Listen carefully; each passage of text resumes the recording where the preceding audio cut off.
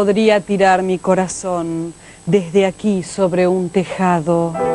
Mi corazón rodaría sin ser visto.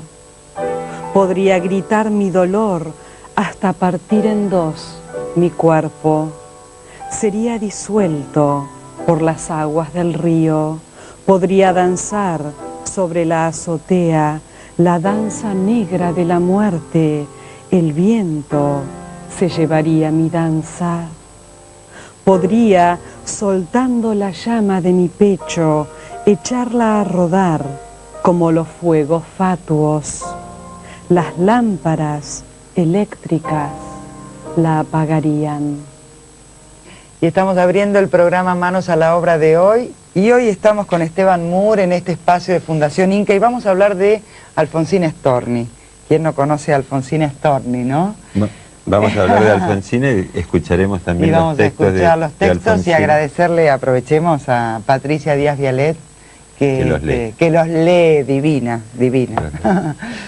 Bueno, Alfonsina. Alfonsina, ¿no? Qué bárbaro. Es como una imagen ahí que nos queda. ¿Cómo sería Buenos Aires en la década del 30 cuando Alfonsina vivía en Buenos Aires y asistía a las tertulias de poetas, ¿no? Entre las contadas mujeres, claro, ¿no? Claro. Porque estoy seguro que Buenos Aires no era París en el 30, ¿no? Seguro. Entonces, que bueno, no. Alfonsina, como me comentabas vos recién, ¿no? Todo su feminismo está dentro de su propia poesía. Sí. Pero ¿cómo viviría ese mundo de hombres en esa época tan particular en la Argentina? Sin olvidarnos que, bueno, ella tenía un hijo para criar, era una mujer que trabajaba.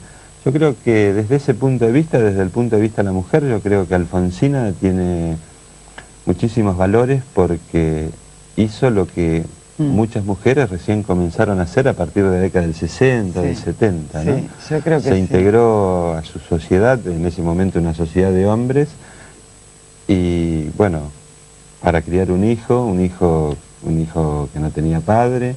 Me parece que debe haber sido una vida muy dura la de Alfonsina. Yo creo que sí, además estábamos leyendo algunas cosas que creo que también su hijo, ¿no? Dice acá en este libro. Su hijo le escribió un prólogo a este libro que fue publicado en el 50 aniversario de la muerte de Alfonsina. Pero la obra de Alfonsina la podríamos dividir en dos etapas o en dos partes. La primera, donde hay una mayor cantidad de poemas dedicados al amor, aquello que es más conocido de Alfonsina, ¿no? Sus poemas de amor. Más romántica. Más romántica de alguna manera, ¿no? No en el sentido estético, pero sí en el sentido amoroso de la palabra.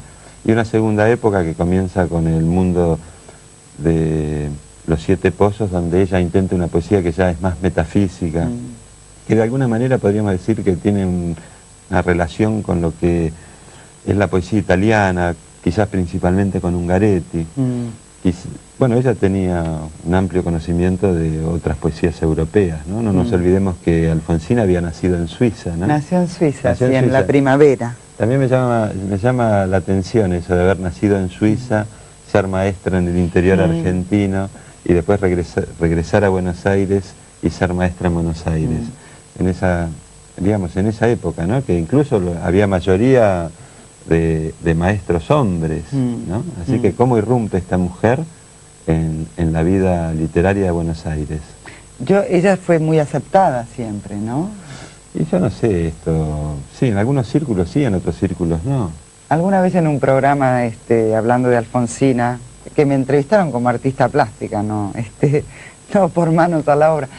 Hablando de Alfonsina, a mí me parecía que había sido pionera y el conductor del programa, que no voy a decir quién es, me decía, Alfonsina estaba súper aceptada. Yo no sé si es real. Yo no creo. Si es real eso. Yo creo que le debe haber costado muchísimo entrar.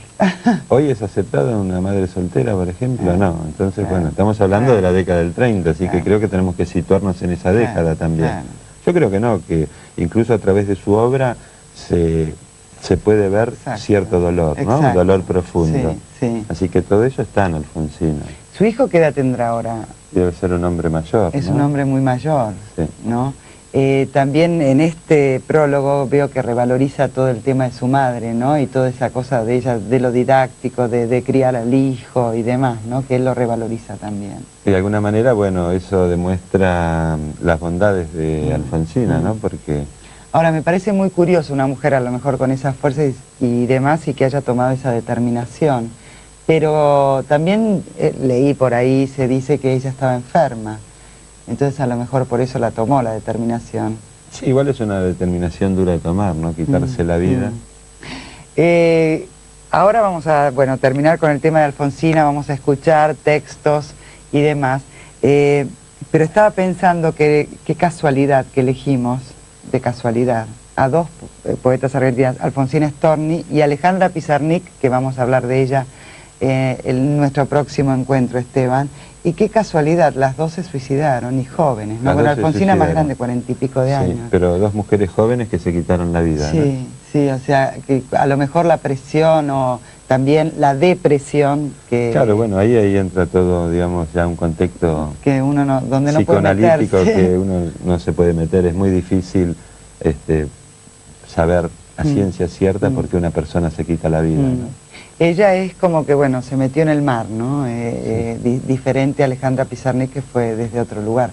Pero como que también hubo 2 o 3 poemas donde ella, de alguna manera, hablaba que llegaba al fin, ¿no? Como que lo tenía previsto. Como que lo tenía previsto, no sé, que como que toma una decisión que la cumple posteriormente, ¿no? Eso también es una cuestión que, no sé, que a mí...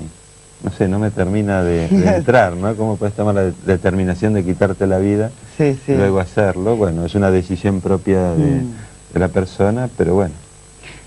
No quiero pensar que las mujeres de esa época posiblemente era una determinación para trascender, ¿viste? Porque no, de ninguna manera, no creo que sea por eso. Es algo, digamos, lo que sucede que el suicidio, no sé, es algo que no se me cruza mucho por la mente, entonces es algo que me parece que es muy difícil de evaluar, pero que debe haber una relación entre suicidio y contexto social. Hay mucho. No me cabe la menor duda. Obviamente. Entonces, bueno, me parece que en Alfonsina algo de esto había. Sí. Quizás estuviera enferma también, que tuviera dolores de otro tipo. Pero también había un dolor existencial a través de su vida que, bueno, que se ve en toda su obra. Y además no queremos hacer psicología, lo estamos analizando, por lo menos Esteban, que sabe el tema a través de la poesía de ella, de lo que... Porque eso es lo que me gusta. Vos lo analizás desde la poesía, desde lo que nosotros lee, no nada más, queremos sacar, ¿no? Bárbaro, Esteban. Bueno, además personajes, Alfonsina Storni, la próxima Alejandra Pizarnik, realmente grandes mujeres, ¿no? Grandes escritoras. Que han dejado una obra, que esto es lo importante. Muy importante, ¿no? Que vale la pena leer. Que vale la pena volver, leer. ¿no? Sí, volver. Porque Alfonsina sí, en el colegio Pizarnik, no sé, pero Alfonsina sí mucho en el colegio, pero no sé si en esa época nosotras estábamos capacitadas para entender bien, ¿no? La obra de Alfonsina. Hoy a lo mejor, señoras grandes ya, podemos entender un poquito analizar más. Analizar Alfonsina en otro contexto. En otro contexto, y nos puede servir mucho y además disfrutarlo. Bueno, muchísimas gracias. No, gracias a ustedes.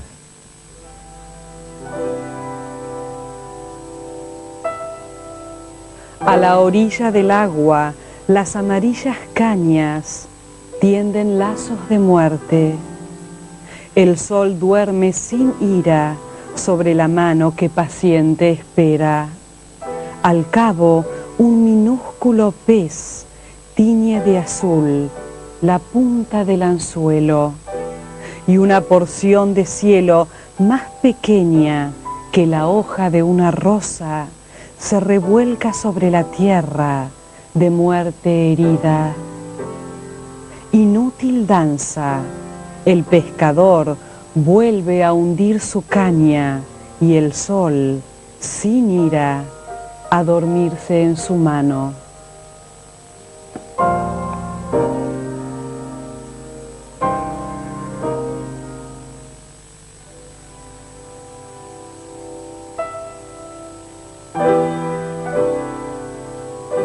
Agrio está el mundo, inmaduro, detenido. Sus bosques florecen puntas de acero. Suben las viejas tumbas a la superficie. El agua de los mares acuna casas de espanto. Agrio está el sol sobre el mundo, ahogados en los vaos que de él ascienden, inmaduro detenido. Agria está la luna sobre el mundo, verde, desteñida, caza fantasmas con sus patines húmedos. Agrio está el viento sobre el mundo, alza nubes de insectos muertos, se ata roto a las torres, se anuda crespones de llanto, pesa sobre los techos. Agrio está el hombre sobre el mundo, balanceándose sobre sus piernas. A sus espaldas todo desierto de piedras, a su frente todo desierto de soles, ciego